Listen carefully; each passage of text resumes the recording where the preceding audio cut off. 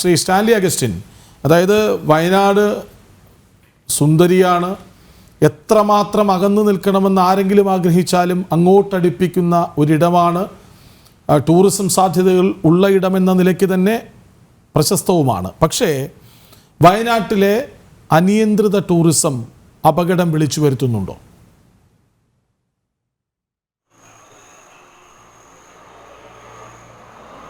തീർച്ചയായിട്ടും എല്ലാത്തിനും ഒരു നിയന്ത്രണങ്ങൾ ആവശ്യമാണ്. അത് അനിയന്ത്രിതമായിട്ടുള്ള കാര്യങ്ങൾ ആകുമ്പോൾ അതെന്തായാലും അപകടങ്ങൾ ഉണ്ടാക്കിയിട്ടുണ്ട് എന്നുള്ളൊരു കാര്യം സംശയമില്ലാത്തൊരു കാര്യമാണ്. അതുകൊണ്ടാണ് വയനാട് എന്ന് പറയുന്നത് ഇപ്പം വർണ്ണിച്ചതുപോലെ തന്നെ അവിടെ കൃത്യമായിട്ടുള്ള റൂൾസ് ആൻഡ് റെഗുലേഷൻസ് അനുസരിച്ച് മാത്രമേ എല്ലാ കാര്യങ്ങളും ചെയ്യാൻ പാടുള്ളൂ. അത് ചെയ്യാത്തതിൻ്റെയാണ് ഇങ്ങനെ കാലങ്ങളായിട്ട് അനുഭവിച്ചുകൊണ്ടിരിക്കുന്നത്. ഇത് ഒരു ദിവസം കൊണ്ട് ഉണ്ടായതൊന്നുമല്ല. നേരത്തെ പറഞ്ഞ കണക്ക് വലിയ രീതിയിലുള്ള ഫോറസ്റ്റേഷനുണ്ട്, തേക്ക് മരങ്ങളുണ്ട്, സെന്നയുണ്ട്, അതേപോലെ ലെൻഡാന നിറഞ്ഞു നിൽക്കുന്നു, അതേപോലെ കുന്നിൻ ചെരുവുകൾ വലിയ രീതിയിൽ നശിപ്പിക്കപ്പെട്ടിട്ടുണ്ട്. 39,000 ഹെക്ടർ നെൽവയൽ ഉണ്ടായിരുന്നു വയനാട്ടിൽ 1960 കണക്ക് പ്രകാരം. ഇപ്പോൾ അത് വളരെ 4,000-ന് അധികമായി എന്ന് പറയുന്നു. ഒരുവിധപ്പെട്ട വാട്ടർ ബോഡീസുകൾ മുഴുവനും വയലുകളും എല്ലാം ആഴത്തിൽ ചാലുകോരിയും അല്ലാതെ മണ്ണിട്ടും ഒക്കെ നികത്തിക്കളഞ്ഞു. അപ്പോൾ ഇതൊരു ശരിക്കും ഒരു നാച്ചുറൽ വാട്ടർ ടാങ്കാണ് വയനാട്. അതായത് തമിഴ്നാട്ടിലേക്കും കർണാടകത്തിലേക്കൊക്കെ വെള്ളം കൊണ്ടുപോകാൻ പ്രകൃതി ഒരുക്കി വെച്ച ഒരു വാട്ടർ ടാങ്കാണ്. അവിടെയാണ് ഈ പ്രശ്നങ്ങളെല്ലാം ചെയ്യുന്നത്. അപ്പം നമുക്കറിയാം, ഇങ്ങനെയുള്ള സാധനങ്ങൾ സംരക്ഷിക്കപ്പെടേണ്ടത് സംരക്ഷിച്ചുകൊണ്ട് തന്നെ വികസനം നടത്തണം, എങ്കിലേ ഇത് നിലനിൽക്കുകയുള്ളൂ. അതിനകത്ത് ഇപ്പോൾ ഒരാളെ കുറ്റം പറഞ്ഞിട്ട് ടൂറിസം എന്നോ അല്ലെങ്കിൽ മറ്റുള്ള ഏതെങ്കിലും ഒരു കാര്യം കുറ്റം പറഞ്ഞതുകൊണ്ട് കാര്യമില്ല. ഇതെല്ലാം അനിയന്ത്രിതമായിട്ട് അനുമതി കൊടുക്കുന്നത് ആരാണ്?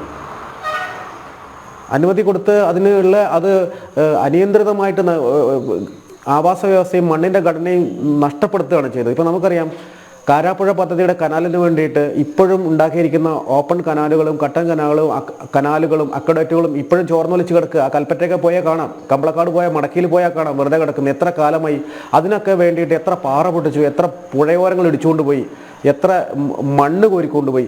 ഇങ്ങനെ ഈ ഒരു ആവാസ വ്യവസ്ഥയാണ് നശിപ്പിച്ചത്. അതിനൊക്കെ 2,500 ഹെക്ടർ നെൽവയലിലേക്ക് വെള്ളം കൊണ്ടുപോകുമെന്ന് പറഞ്ഞിട്ട് ആണ് അത് തുടങ്ങിയത്. ഇന്നിപ്പോൾ ആ കിടക്കുന്ന വെള്ളത്തിനകത്ത് എത്രമാത്രം റിസോർട്ടുകളിലെ മാലിന്യങ്ങൾ അങ്ങോട്ട് വരുന്നുണ്ട്. വലിയ ഒരുപാട് മാലിന്യം കൂമ്പാരമായിട്ടാണ് അത് അവിടെ കിടക്കുന്നത്. ഇപ്പം അതിനെ ടൂറിസമാക്കി മാറ്റിയിട്ടുണ്ട്.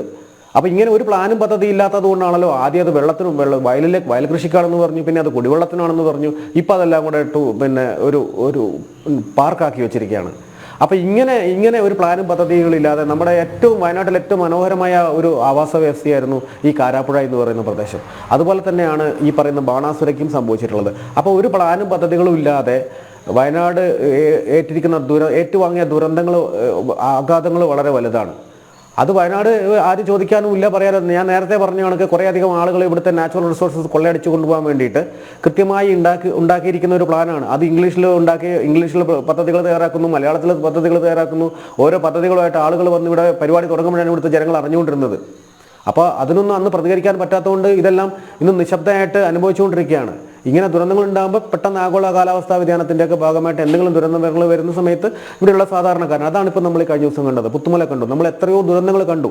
വീണ്ടും നമ്മൾ ഇനിയും അത് പഠിക്കുന്നില്ല. അപ്പോൾ ബന്ധപ്പെട്ട അധികാരികൾ ഇനിയെങ്കിലും അത് ശ്രദ്ധയോടെ ചെയ്യണം. അല്ലെങ്കിൽ